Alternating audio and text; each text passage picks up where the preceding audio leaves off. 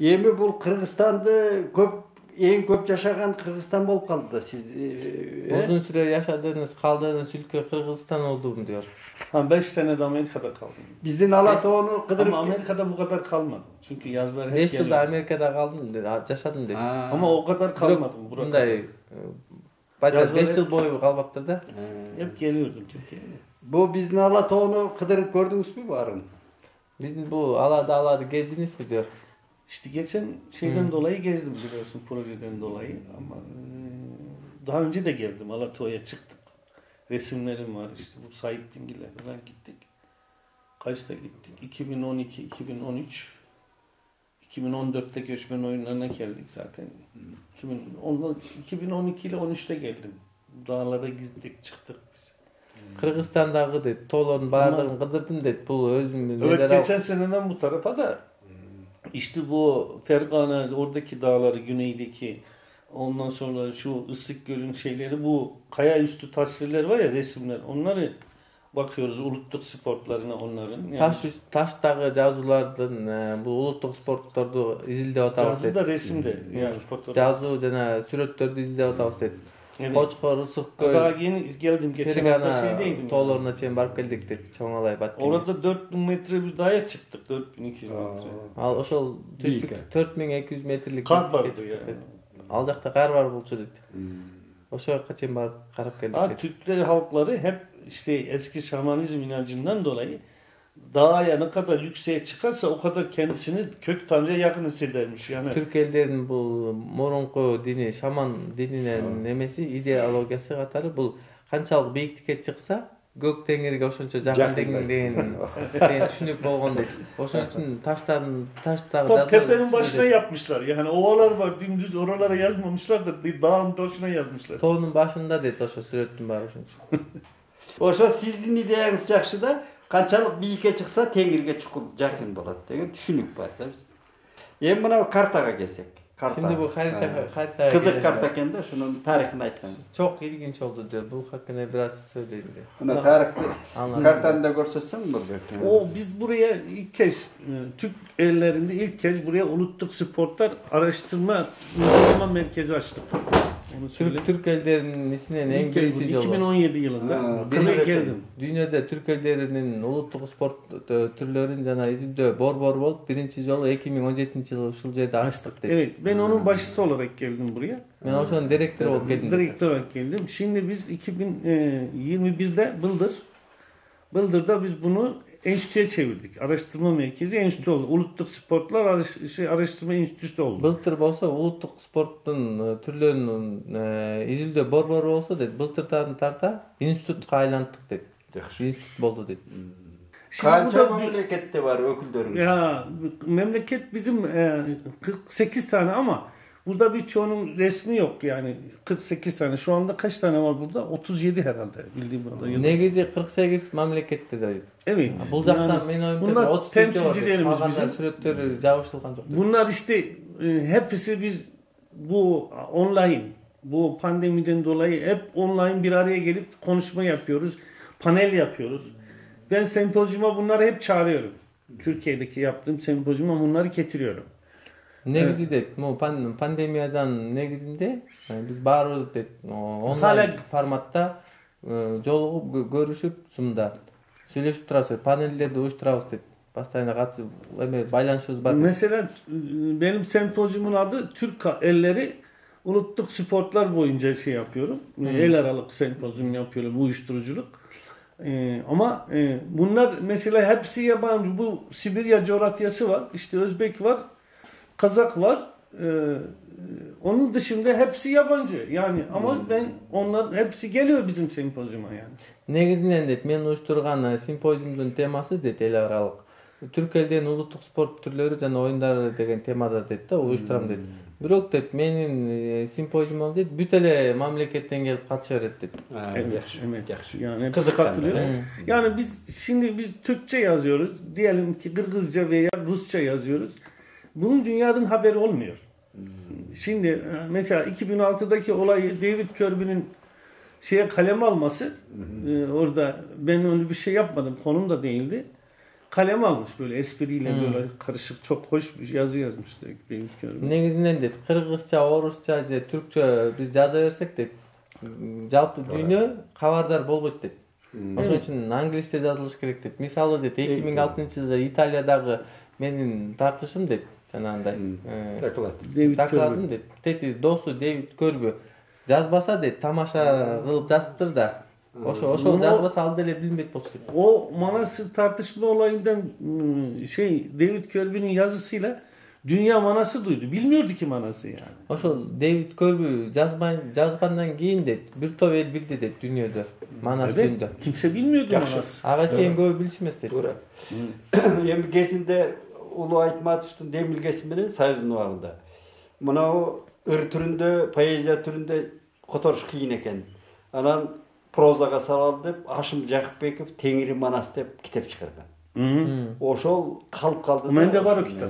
Ошону siz эң туура айтасыз. Англисче котормоюнча билбейт да, дүйнө билиш керек эди да. Gelecekte planlamanız nasıldır? Biz hakkında da ileride yazılacak mıdır? 5 yıllık ömür de, Turan 5 yıllık ömür. Yani ben şimdi 5 yılda burada çok şeyim oldu. Yani burada edindiğim şeyler, o çeviriler, şunlar, bunlar, kitaplar, bu görsel olarak gidip mesela Sibirya'da buradaki oyunlara katılıp ne bileyim hem pratik olarak hem özellikle de teorik olarak buradan edindiğim kaynaklar ben şimdi bundan sonra döktüreceğim Türkiye'de yani bana 50 sene yeter 100 sene yeter yani. Men de bul жактан алган практикалык, теориялык алган маалыматтарым дейт. Бул жактан дейт, ошо улуттук оюндардын ичинде болдум дейт. Мисалы, көрдүм дейт көзүм менен, кыдырып окудум дейт. Ошо алган маалыматтарым дагы 50 жылдык жазганыма жетет дейт. Андан кийин дагы толтураны жазам. 15-20 tane doktora tezi yaptırdım ya. Daha 15-20 dissertasyаны баштайбыз. Кудай кубат берсин, Аллах өмүрүн арнап келатат ушул биздин түрк элдердин урухий дүйнөсү, этнографиясы дейт да биздин. Жакшы. Эгерде сыр болбосо үй бүлөсү жөнүндө айтса болобу? Эгер şey olmasa bu... Бул эми кайда барып жашайт, каякта турат кийин? Ailesini anlatsa iyi olurdu diyor. Nereye gidecek? Kaç çocuğu var? İleride ne olacaktır? Benim oğlum yok maalesef. Benim oğlum bu. İnşallah olur. 2 kızım var. 2 kızım var. Yaş gitti. Hanım da 50 küsür yaşadı. O da 56 yaşında mı? Yok 54 yaşında galiba. 54 yaşında. Tilek'e karşı dedi. Benim balam yok dedi. Benim balam bul dedi. Beni görsün. 2 kızım var dedi. Hoca yaşım ötüp kaldı dedi. Kızım birisi İngiltere'de bu sene üniversiteyi bitirdi. Birinci kızım Angliya'da üniversiteyi bitirdi. Öbür kızım da üniversite 3. sınıftan 4'e geçti bu sene son sınıftan. Küçük kızım da 3. kurstan 4. kursga көчtü dedi. Evet. Yaxşı, çok güzel. Mınavu siz ümit üstmüyorsunuz. Kırgızlarda 70-80 bay degenler bola öğretti. 90 bayır diye bakarsın. Bu Kırgızstan dagы текей натуральный тамактанат dedi. Oşonun nemesi dedi. Tuğra. Taşiri. Evet. Şimdi bir kitap yazıyorum ben, onu da söyleyeyim de şey olarak. Kırgızistan'da ve Türkiye'deki geleneksel atlı sporlar diye. Hazırkı uçurda bir kitap yazıyotam dedi. Kırgızistan jana Turkiyadagı at oyunları. Apparak geldi. Oşonu surayın dep atam hazır mına oyunuz bir. Siz at sportu yönünde kaça oyun var dep attınız geçiyor. Şimdi şöyle bir proje yürüttüm burada. Ben projemin adı Kırgızistan ve Türkiye'de geleneksel atlı sporların araştırması adlı bir proje. Onu söyleyeyim. Негизинен өткөн жылы дейт мен проект баштагам дейт. Кыргызстан менен жана Туркиядагы улуттук ат оюндарыны изилдөө проектин баштагам дейт. Evet. Orada çok ilginçtir. Mesela şeyde geçen bu Geredi Simakov var. Abramson var. Abramson yazmış bir şeyler. Onun da studenti var. Geredi Simakov. 1984'te de o da yazmış. Abramson'un studenti Gennady Simakov. O da profesör de. Al da profesör dedi. O yazmış. Mesela en çok o yazmış. 17 tane mi yazıktı? 12. Yok. 12 saralay değil mi? 12 saralay. Эң көп ошол жазган дейт 17 oyundu. Evet. Simakov. Gennady Simakov. Gennady O Abramson'un studenti. O da profesör. Abramson'un studenti, al da profesör. Evet, yazmış. İşte biz bunlardan hep yazılanlarla, atlı oyunlarla ilgili bilgim vardı daha önce doktora tezimden dolayı ama bu kadar zengin olduğunu bilmiyordum. Yani işte bazı oyunlar var. Attan tüşü değil mi? Evet. Attan tüşü, at kamini diye. Bunlarla ilgili bir kaynak yok. Ama bunlar literatürde geçiyor. Böyle bir oyun var. Yani sonra işte araştırıyoruz. Kim yapıyor, kim ediyor. Ben diyorum ki böyle biniliyormuş, böyle işte şey oluyormuş, şu kadar mesafeden geliniyormuş, eğer vuruluyormuş, üstüne şey çekiliyormuş falan filan. Yani öyle oyunları çıkarttık. Şu anda günümüzde devam etmiyor. Unutulmaya yüz tutmuş ve aktif olanlar şeklinde 3 bölüme ayırdım ben onları. Негизинен мен изилдөмдө дейт, аябай кызыктуу моменттер болду дейт да. Мисалы дейт, эрежеси жок дейт, бирок oyunlar literatурада, адабияттарда бар дейт да. Мисалы атка минүү дейт жарышы, аттан түшүү деген жарыштар бар дейт да. Bunlar şimdi kimse yapmıyor. Азыркы учурда буларды эч ким ойнобойт дейт, аткарбайт дейт. Ошон үчүн мен оюндарды дейт, өзүм изилдеген оюндарды 3 бөлүккө классификацияладым дейт. Бул унутулуп калган, унутулуп бара жаткан жана азыркы учурда актив катышып колдонулган оюндар деп. Toplam 58 taneydi. Bir tane daha buldum. Şimdi 59 oldu. 58 болчу дейт ошо проекти. Bir tane buldum, 59 oldu. Дагы бирди таптым дейт, ошо менен 59 болду дейт. Evet, bunları hep yayınlayacağım yani. Мунун баарысын жарыялайм дейт. Türkçe olarak yayınlayacağım. Umarım Kırgızlar işte dün söyledi. Hocam senin tüm makale İngilizcesini, Türkçesini Kırgızca'ya çevirelim dedi ama sözde kaldı yani yapmadılar yani. Men türkçөсүн жарыялам дейт, бирок Нурдин буга чейин айтып жүрчү дейт, Нурдин Усеев деген. Сиздин макалалар бүт баарын түркчөңүздү да англисче жазгандарыңыздын баарын кыргызча которобуз деп айтып жүргөн дейт. Бирок бирөөсүн да которгон жок. Nurdin деген kim abi? Türkolog o şeyci işte ya. Türkolog dedi. Kırgız deyт, türkolog deyт. Hem alı özünün işi değil. Benim yönetim Mına o Kırgız'da makal var da. Makal var, lakap. atasözü. Makal biliyorum. Atanın balasının atka mingenin karaçı. Jet düşkönün karaçı degeni ekiz manita aytılat da. Gördünüz mü jana sportko? Atka mingenin karaçı deydi. Mingen de искусство sport bolgon. Ошону айтып Макал бар diyor. Атанын оğlunun ata binmesini ve attan inmesini bakın diye. Ata söz var. O ata sözü sizin söylediğiniz sporttan geliyor. Evet. Жақсы. At bizim yani Türk ellerinin at nüfus cüzdanı ya. Kimliği ya. At. Türk ellerinde at dedi. Бұл деген pasportu dedi. Жақсы. Мынау 19-жылы Асхат Акыбаевты білесіз бе? Асхат Акыбаев. İyi tanıyorum. Ошол мынау көчмөндөр оюндарынын идеясын көтөрүп чыккан жигит мырза. 2008 жылдан бери жазып жүрөт да. Biliyorum. Анан эми ошонун көчмөндөр ааламы деген компаниясы бар, жеке ишкер. 19-жылы Сауд Арабиясынын королу менен келишим түзүп бизди алып барды. 1,5 киши. Спортчу, artistler, жана улуттук өнөрпоздор, кол өнөрчүлөр 1,5 адам бардык. Эми ошого чейин Ben anladım. Bilesiniz. Araplar bay. Акча көп. Эч нерсеге таң калбай калды. Арабтар таң калбайт экен да. Мен журналист катары арабтарды ээчип, аралашып, тилмеш менен жүрдүм да. Анан алар ушу биздин көчмөндөр оюндарына, айрыкча ат оюндарына таң калды. Жанагы чүңкөнгөн аялдары скамейкага чыга калып секирип кыйкырды. Жана биздин кыз кумай, тыйын эңмей, анан жана каскадерлордун оюндарына аябай таң калды да. Ушундай болот экен деп. Анан менден сурап атпайбы? Бир араб төрөсү го бир эмеси болуп жүргөн. Канча миллион адамсыңар дейт. Мен айттым, 6 миллион. Анан даана кыргыз 5 миллион, 4,5 миллион десем, ушунча аз элде ушунча оюн барбы деп. Şu Araplarda bir ile tö жарыш деген oyunu kalıptır. Anan ошого Kırgız'ın Akıbayev'tin çakırusu menen 94 mamleketten, buna sizin kartanızda 94 mamleketten artistler, sportçular geldi. Oşonda registrasyon ötüp geldiler. Kırgız'ın Kırgız mamleketinin ökülü çakırusu boyunca gelgen. Ошондо bir сыймыктанат экенсиң да, баягы сиздики туура. Биз Kazak, Kırgız, başka el, seniki, meniki de talaşpay, bari bir bolуу керек şimdi. Maalesef o çok kötü yani çok kötü. Жаңы идея. Ошол жерде начарыраак болуп атат дейт. O düşüncen çok Tragediya da şu. Ama o tutum çok yanlış bir tutum yani. Yok ben Kırgız'ım, ben Kazak'ım, ben Özbek'im, ben şuyum, ben bu. Yok ki yani. Öyle bir şey yok. Hep biriz yani gerekiyor. Yani. Негизинен баарыбыз бирбиз деп. Бөлүнгөн кереги жок деп. İşte şimdi Türkmenistan durumu var mesela. İnsan üzülüyor yani. Şimdi aynı Kuzey Kore gibi. İnsanların hürriyetini kısıtlıyor. Bilmiyorum orası patlarsa çok kötü patlar yani. Türkmenistandагы жашоо дейт. Мисалы тиги Түндүк Кореядан эч айырмасы жок дейт. Туура. Çok kötü. Bilem.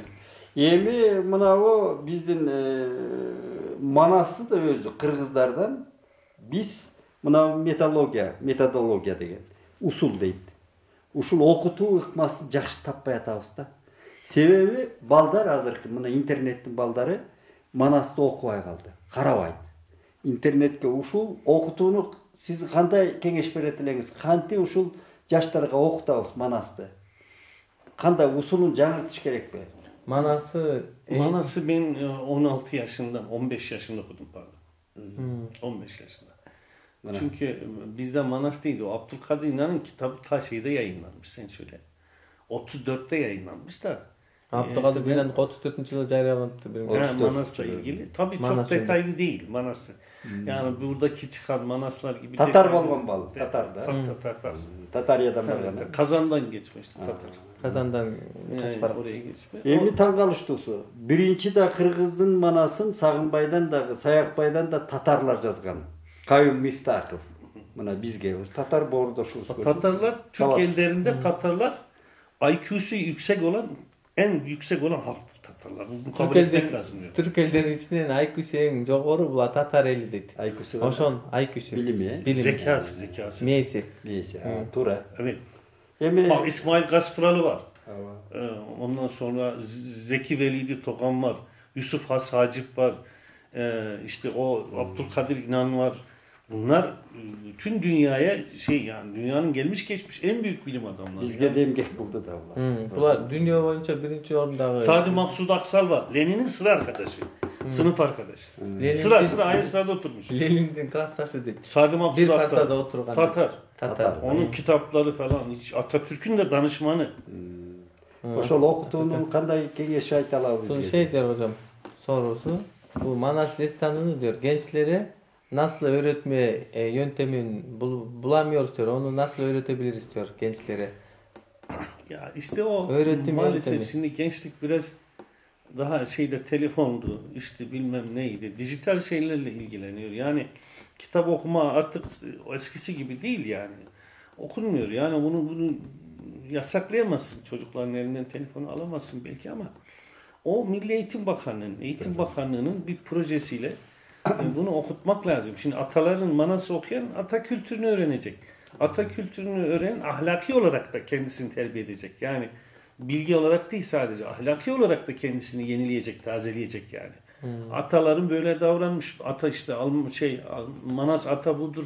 Manas ata şu şekil davranmış, bu şekil etmiş.